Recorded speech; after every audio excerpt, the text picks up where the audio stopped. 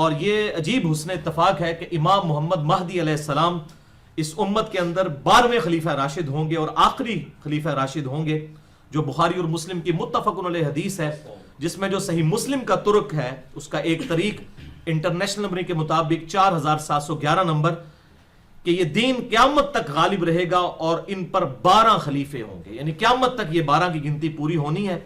ان میں سے 7 خلیفے تو گزر چکے ہیں، 6 خلیفے، اور 12ویں خلیفہ جو ہیں امام محمد مہدی ہیں، اور اس کے دوران اور بھی اچھے خلفاء آئیں گے۔ وہ 6 خلفاء جو ہیں سیدنا ابو بکر، سیدنا عمر، سیدنا عثمان، سیدنا علی، سیدنا حسن ابن علی اور سیدنا عمر بن عبد العزیز رضی اللہ عنہم اجمعین علیہم السلام، تمام پر اللہ کی سلامتی ہو۔ یہ 6 خلیفہ ہیں جو گزر چکے، اور 12ویں خلیفہ امام محمد مہدی بن عبداللہ محمد بن عبداللہ المہدی علیہ السلام انشاءاللہ تعالی آئیں گے۔ بھائیو، پچھلے ہفتے ہم نے سورہ بنی اسرائیل کی آیت نمبر 4 سے لے کر 8 تک کے کانٹیکسٹ میں بنی اسرائیل کے 2 عروج اور 2 زوال ڈسکس کیے تھے۔ پہلا عروج سیدنا سیمیول، جس کو ہم اولڈ ٹیسٹمنٹ کی لینگویج میں کہتے ہیں، علیہ السلام، ان کی دعا کی برکت سے اللہ تعالیٰ نے طالوت کو مسلمانوں کا اس وقت حکمران مقرر کیا تھا۔ اللہ تعالیٰ کی مشیت سے ہوا تھا، وہ ملوکیت جو ہے وہ تلوار کے زور پر دھونس کے ساتھ مسلمانوں پر مسلط نہیں ہوئی تھی، بلکہ ایک نبی نے اللہ تعالیٰ کی وحی کے ذریعے ان کو بادشاہ مقرر کیا تھا۔ اور پھر ان کی سرکردگی میں مسلمانوں نے، یعنی بنی اسرائیل نے، اس وقت وہ یہودی مسلمان ہی تھے جب تک انہوں نے ہمارے محبوب صلی اللہ علیہ وسلم کا انکار نہیں کیا، تو انہوں نے کافروں کے خلاف قتال کیا، اور اسی دوران سیدنا داؤد علیہ السلام بھی منظر عام پر آئے، اور پھر یہ خلافت راشدہ اس وقت مسلمانوں کی قائم ہوئی 100 سال تک کے لیے۔ 16 سال سیدنا طالوت علیہ السلام، 40 سال سیدنا داؤد علیہ السلام، اور 40 سال سیدنا سلیمان علیہ السلام، یہ کنسیکٹیو 100 سال مسلمانوں نے پہلا عروج بنی اسرائیل کے مسلمانوں نے دیکھا۔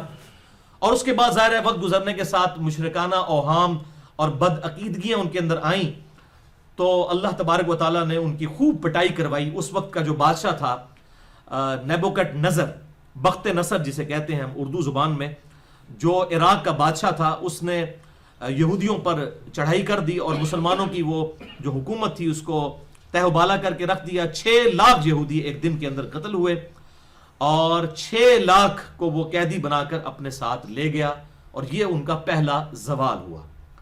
پھر وقت گزرتا گیا، اس کے ساتھ ساتھ اللہ تعالیٰ کی طرف سے کرنا یہ ہوا کہ ایران کا بادشاہ تھا کیخورس، سائرس شاہ جسے ہم اردو میں کہتے ہیں، اس نے جو ہے عراق پر حملہ کیا اور عراقیوں کو شکست دی، اور ساتھ ہی ساتھ ظاہر ہے کہ دشمن کا دشمن دوست ہوتا ہے، تو اس نے جو ہے وہ یہودیوں کو وہاں سے آزاد کیا، دوبارہ ان کو یروشلم میں فلسطین میں آنے کی اجازت دے دی، اور دوبارہ سے پھر انہوں نے وہاں پر اپنی حکمرانی سنبھال لی۔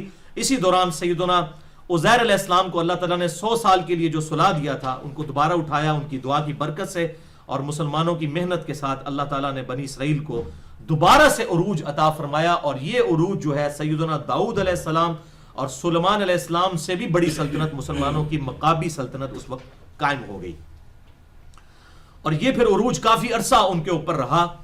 اور اسی عروج میں انہوں نے ہیکل سلیمانی جو کہ نیبوکڈ نظر نے تباہ کر دیا تھا، ٹیمپل آف سلیمان جسے کہتے ہیں، دوبارہ تعمیر کر لیا، لیکن پھر وقت گزرنے کے ساتھ ان کے اندر گمراہیاں عام ہوئیں اور مشرکانہ عقائد آئے، ان کی وجہ سے اللہ تعالیٰ کی طرف سے عذاب کا دوسرا کوڑا ان پر پڑا، اور یہ دوسرا زوال ان پر آیا، اور وہ اسکندر اعظم کے ذریعے سب سے پہلے ان کی پٹوائی کروائی گئی، اور اس کے بعد پھر ٹائٹس نے، رومن امپائر کا جو ہیڈ تھا، اس نے حملہ کر کے 70 عیسوی کے اندر آپ صلی اللہ علیہ وسلم کی پیدائش سے ایگزیکٹ 500 سال پہلے، کیونکہ آپ کی پیدائش ہوئی ہے 571 عیسوی میں، تو 70 عیسوی کے اندر ٹائٹس نے ان کو تباہ و برباد کیا، اور ان پر یہ جو عذاب مسلط ہوا کیونکہ انہوں نے سیدنا عیسیٰ علیہ السلام کا انکار کیا، ان کو معاذ اللہ ولد الزنا اور دجال اور پتہ نہیں کیا کیا الفاظ کہے، حالانکہ وہ مسیح بنا کر ان کی ہدایت کے لیے بھیجے گئے تھے، اور ابھی بھی ان کو ایک مسیحا کا انتظار ہے، وہ جب دجال آئے گا اس کو اپنا مسیحا بنا لیں گے، حالانکہ جس مسیحا کا وہ انتظار کر رہے ہیں وہ تو آ کر جا چکا، سیدنا عیسیٰ ابن مریم علیہ السلام۔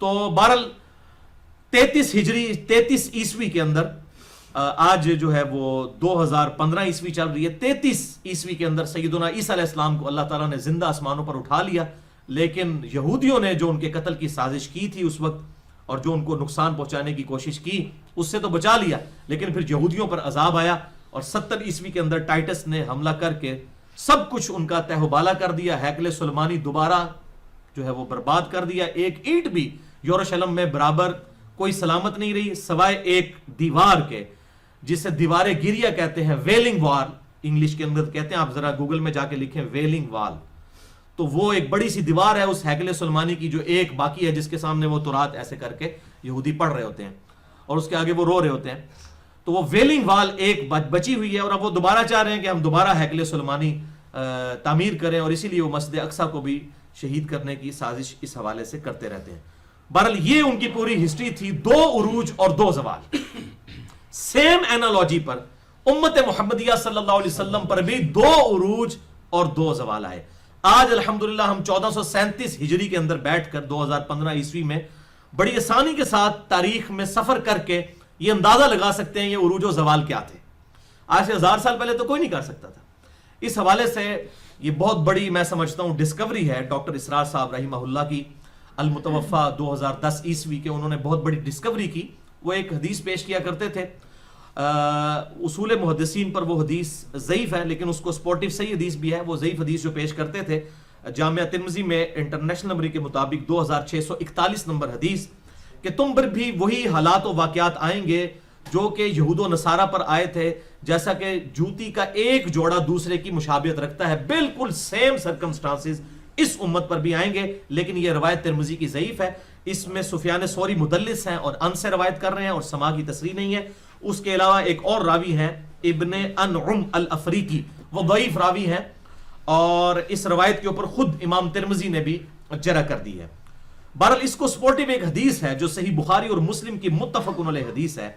صحیح بخاری میں انٹرنیشنل نمبر کے مطابق 7320 اور مسلم میں 6781 کہ آپ صلی اللہ علیہ وسلم نے ارشاد فرمایا، تم بھی اگلے لوگوں کے پیچھے چل پڑو گے قدم بقدم، بالشت بر بالشت، حتیٰ کہ اگلے لوگوں میں سے کوئی گوہ کے سوراخ میں داخل ہوا تو تم بھی وہی کرو گے۔ صحابہ اکرام علیہم رضوان نے عرض کیا، اللہ کے محبوب صلی اللہ علیہ وسلم یہ اگلے لوگوں سے مراد کیا یہود و نصارہ ہیں؟ تو آپ صلی اللہ علیہ وسلم نے فرمایا اگر وہ لوگ مراد نہیں تو پھر کون سے لوگ مراد ہیں؟ یعنی سیم سرکمسٹانسز مسلمانوں کے ساتھ ہوں گے، سیم برائیاں بھی آئیں گی۔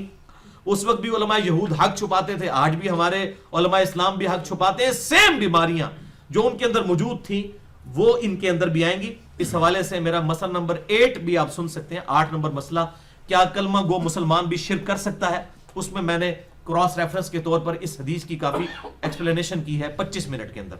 بہرحال یہ بہت بڑی ڈسکوری ہے، ڈاکٹر اسرار صاحب کو میں کریڈٹ دیتا ہوں کہ انہوں نے کہا کہ یہ حدیث چابی تھی اس عقدے کو حل کرنے کی کہ بنی اسرائیل کے جو قرآن حکیم میں سورہ بنی اسرائیل کی آیت نمبر 4 سے لے کر 8 تک میں جو 2 عروج اور 2 زوال آئے، سیم اینالوجی امت محمدیہ صلی اللہ علیہ وسلم کے ساتھ اس کی بنتی ہے، اور آج ہم وہ بالکل دیکھ سکتے ہیں کہ امت محمدیہ صلی اللہ علیہ وسلم پر بھی 2 عروج اور 2 زوال آ چکے ہیں۔ پہلا عروج مسلمانوں کا عربوں کے ذریعے آیا، خلافت راشدہ تو 30 سال کے بعد ختم ہوگی، اس کے بعد اسلام کا تو زوال شروع ہوا، لیکن مسلمانوں کا عروج 700-800 سال تک جاری رہا بنو امیہ اور بنو عباس کی شکل کے اندر۔ پھر پہلا زوال تاتاریوں کے ذریعے آیا، اور حیران کن بات یہ ہے کہ بنی اسرائیل پر بھی جو پہلا زوال تھا وہ مشرقی قوتوں کی طرف سے آیا تھا، یعنی نیبوکڈ نظر کی طرف سے، عراق کی طرف سے، اور یہاں پر مسلمانوں پر جو پہلا عذاب ہے وہ بھی مشرقی قوتوں تاتاریوں کی طرف سے آیا، اور انہوں نے آپ کو پتا ہے بغداد کی اینٹ سے اینٹ بجا دی، کیونکہ شام، اہل شام جو تھے بنو امیہ، انہوں نے اپنا جو دارالخلافہ تھا وہ دمشق بنایا ہوا تھا، جب بنو عباس کے ہاتھ میں حکومت آئی تو انہوں نے نیا شہر بغداد آباد کر لیا، تو بغداد کو انہوں نے تباہ و برباد کر دیا کیونکہ اس وقت بنو عباس کی حکومت تھی۔ تو بہرحال تاتاریوں کی وجہ سے یہ سب کا سب معاملہ تلپٹ ہو گیا، مسلمانوں کا یہ پہلا زوال تھا۔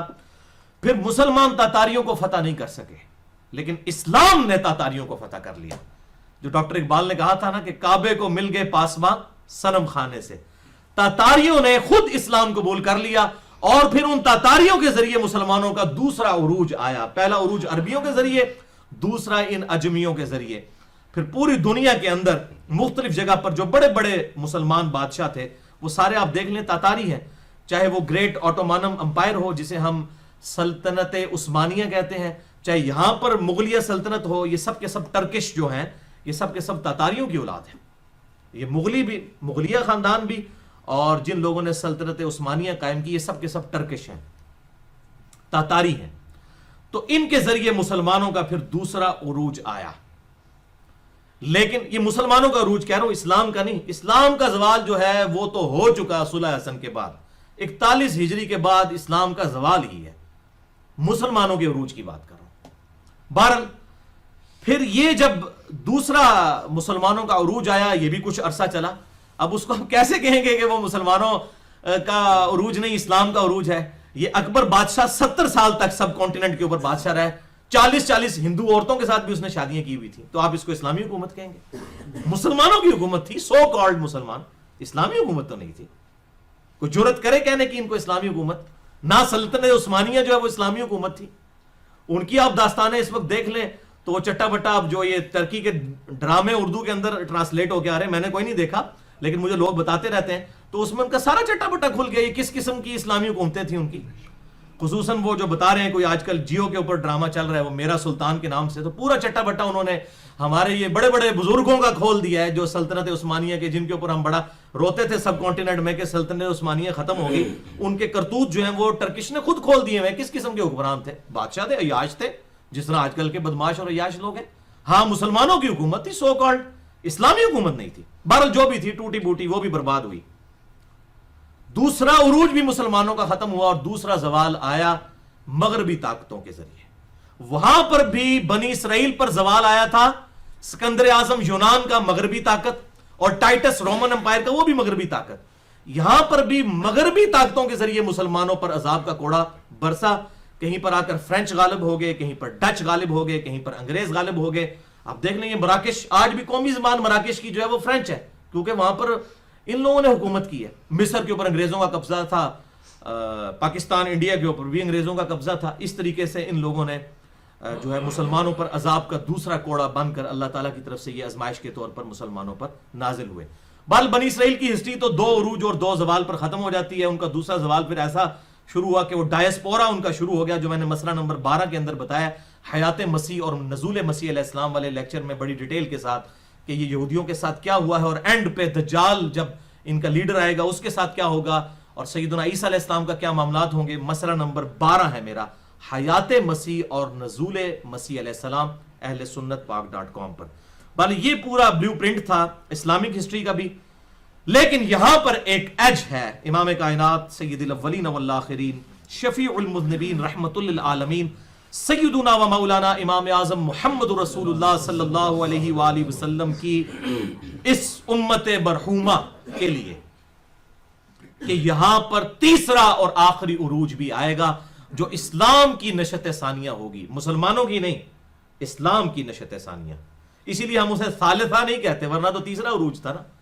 یہ ثانیہ اسی لیے ہم کہتے ہیں ایسے کہ خلفاء راشدین کے بعد اگر کوئی حکومت سوائے عمر بن عبدالعزیز کو نکال کر اب اگر کوئی حکومت قائم ہونی ہے علی منہاج النبوہ خلافت راشدہ، تو وہ آخری خوشخبری ہے امام محمد بن عبداللہ المہدی علیہ السلام رضی اللہ عنہ کی.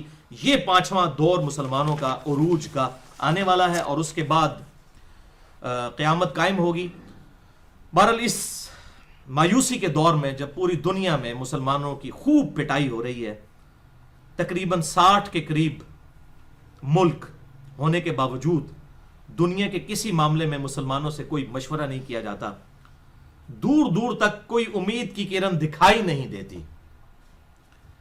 اس معاملے میں میرا اجتہاد یہ ہے کہ غلبہ اس طرح ہوگا جیسا کہ تاتاریوں کو اسلام نے فتح کر لیا. مسلمان تو تاتاریوں کو شکست نہیں دے سکے، تاتاریوں نے اسلام قبول کر لیا. اب آپ یہ بھول جائیں کہ ہم لوگ انگریزوں کو یا امریکن یا یورپین پاورز کو شکست دے سکتے ہیں، امپاسبل. ہاں یہ ایک امید کی کرن نظر آ رہی ہے کہ وہ یورپین اور امریکن خود اسلام قبول کر لیں، جیسے وہاں پر تاتاریوں نے اسلام قبول کر لیا تھا. اگر یہ معاملہ ہو جائے تو پھر ساری گیم تلپٹ ہو سکتی ہے اور یہ نظر بھی آ رہا ہے. 2007 میں کلنٹن پاکستان آئے، امریکن صدر. انہوں نے جیو کو انٹرویو دیتے ہوئے یہ کہا تھا اسلام از دا فاسٹسٹ گروئنگ ریلیجن ان امریکہ. امریکہ میں سب سے تیزی سے پھیلنے والا دین اسلام ہے. 11 ستمبر 2001 کے ٹوئنس ٹاور کے اس اٹیک کے بعد جو انہوں نے ان سائڈ جاب کی تھی مسلمانوں کو ملائن کرنے کے لیے، اللہ تعالیٰ نے واللہ خیر الماکرین اسی میں سے خفیہ تدبیر فرمائی، وہی اسلام کے پھیلنے کا ذریعہ بن گیا، اور لوگوں نے اسلام کو سٹڈی کیا تو تقریباً 9 مہینے میں 34,000 امریکنز اور یورپین لوگوں نے اسلام قبول کیا قرآن حکیم کا ترجمہ انگریزی میں پڑھنے کے بعد۔ لیکن انڈیا، پاکستان، بنگلہ دیش کا مولوی کہتا ہے قرآن حدیث ڈائریکٹ نہ پڑھو، گمراہ ہو جاؤ گے۔ اس گورے کو قرآن کا ترجمہ انگریزی میں پڑھ کر ہدایت مل جائے گی، لیکن یہاں کا مولوی آپ کو قرآن نہیں پڑھنے دے گا، کیونکہ اس کے عقیدے ہی قرآن والے نہیں ہیں۔ وہ کب چاہے گا لوگ قرآن پڑھیں؟ جو اللہ رسول کے ماننے والے ہیں عز و جل و صلی اللہ علیہ وسلم، وہ تو گمراہی کمائیں گے نعوذ باللہ، اور انگریز جو ہے وہ انگریزی میں ترجمہ پڑھ کے ان کو ہدایت مل رہی ہے۔ تو یہ بالکل ان کا معاملہ جھوٹ ہے، اور اللہ تبارک و تعالیٰ نے پریکٹیکلی ثابت کر دیا ہے کہ ان کا یہ معاملہ تلپٹ ہے۔ اور بخاری اور مسلم کی متفق علیہ حدیث ہے کہ اللہ تعالیٰ نے ہر نبی کو کوئی نہ کوئی معجزہ دیا تھا، اس نبی پر ایمان لانے والے لوگوں کی تعداد ڈیپینڈ کرتی تھی اس نبی کو دیے گئے معجزے پر۔ میں اللہ سے امید کرتا ہوں کہ اللہ تعالیٰ نے مجھے سب سے بڑا معجزہ وحی کا معجزہ یعنی القرآن دیا ہے۔ سب سے زیادہ متبعین میری امت سے ہوں گے قیامت والے دن جنت میں جانے والے۔ اور بخاری اور مسلم کی متفق علیہ حدیث ہے کہ جنتیوں کا نصف اس امت محمدیہ صلی اللہ علیہ وسلم سے ہوگا۔ اور سنن ابن ماجہ میں صحیح حدیث ہے کہ جنتیوں کی 120 میں سے 80 صفیں اس امت میں سے ہوں گی۔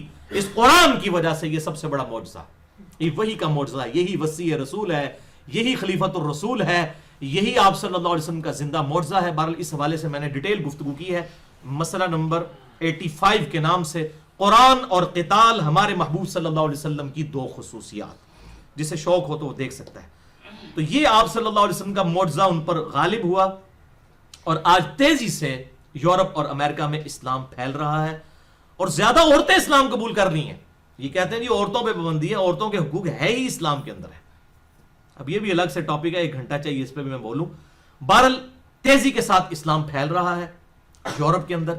مجھے تو پوری دنیا سے ای میلز آتی ہیں، افریقہ سے، رشیا سے، آسٹریلیا سے، امریکہ سے، یورپ سے، ہر جگہ سے جہاں جہاں لوگ اردو سمجھنے والے ہیں۔ اور دنیا میں تقریباً 60% مسلمان جو ہیں وہ اردو سمجھتے ہیں اور اردو بولتے ہیں، 60%۔ تو بتاتے ہیں کہ امریکہ میں، یورپ میں، آسٹریلیا میں، وہاں پر لوگ چرچ بیچ رہے ہیں اور ان کی جگہ مسجدیں قائم ہو رہی ہیں، الحمدللہ۔ یعنی اس دور کے اندر اسلام پھیل رہا ہے کہ چرچ بیچ کے لوگ جا رہے ہیں۔ مسلمان کو آپ 1 ارب روپیہ بھی دیں کبھی مسجد بیچے نا، لیکن وہاں پر دیکھیں وہاں پر مسجد کے لیے جگہ نہیں ملتی، تو کم از کم وہاں کے جو کرسچن پریسٹ ہیں، جو ان کے پادری ہیں، ان میں اتنا کم از کم درد ہے کہ چلیں ہمارے ماننے والے لوگ جو تھے وہ تو سیکولر اور ایتھیسٹ ہو چکے ہیں، چلیں گاڈ کے ماننے والے مسلمان تو ہیں، ان کے ہاتھوں وہ چرچ بیچ دیتے ہیں اور وہ مسجدوں میں کنورٹ ہو رہے ہیں، الحمدللہ۔ اور وہاں پر تو ٹرو ڈیموکریسی ہے، اس کے اندر کمزوریاں موجود ہیں، وقت کے ساتھ امپروو ہو سکتی ہیں۔ پاکستان کی ڈیموکریسی کے اندر بھی کمزوریاں ہیں، لیکن یہ پاکستان کی ڈیموکریسی کو تو کفر کا نظام نہیں کہا جا سکتا، اس میں امپروومنٹ کی گنجائش ہے۔ بہرحال اس پہ میں نے پورا لیکچر بھی دیا ہے اسلامک ڈیموکریسی کے اوپر۔ جو یہود و نصارہ کی ڈیموکریسی ہے اس کو تو ہم کفر سمجھتے ہیں اور شرک، ہم اسلامک ڈیموکریسی کی، جو اکثر وہ کہتے ہیں نا جمہور محدثین کے نزدیک حدیث صحیح ہے۔ یہ جمہور کیا ہے؟ جمہوریت، اکثریت۔ حلال کے دائرے کے اندر اندر جمہوریت ہی دیکھی جائے گی، حلال کے دائرے کے اندر اندر، حرام کے اوپر تو بات ہی نہیں ہوگی۔ پوری دنیا کہے کہ ہومو سیکچولیٹی جائز ہے، تو قرآن اور سنت اس کا انکار کر رہے ہیں، تو اس میں جمہوریت نہیں دیکھی جائے گی۔ تو اس میں میں نے ڈیٹیل سے گفتگو کی ہے، مسئلہ نمبر 87 کے نام سے، اسلامی حکومت کے 3 بنیادی اصول اور اسلامک جمہوریت جو ہے، اسلامک ڈیموکریسی، اس کے اوپر۔ جسے شوق ہو تو وہ دیکھ سکتا ہے۔